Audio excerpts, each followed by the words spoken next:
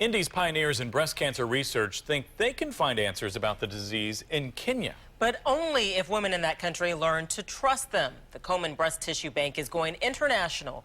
Good Morning Indiana anchor Beth Vaughn has that story. And inside the tower, there's 12 different boxes. And then inside each box is 100 slots where we can put tissue samples. These samples were taken from American women, but research is showing we can learn a lot about cancers here by looking elsewhere. And that's why the Komen Tissue Bank just returned from a site visit in Kenya. We wanted to collect tissue from women in Africa because there is a disproportionate incidence in Africa of a kind of breast cancer called triple-negative breast cancer. Dr. Anna Maria Storniolo says it's estimated that 60 to 70% of breast cancer cases in Africa are triple-negative.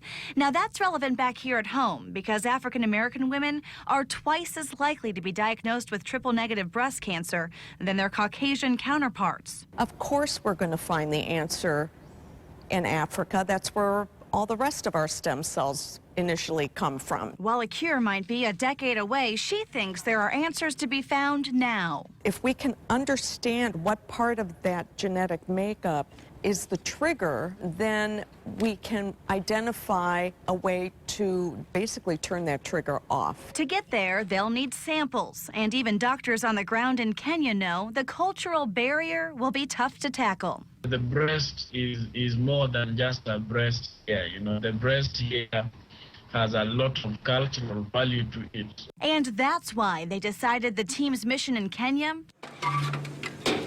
has to be education.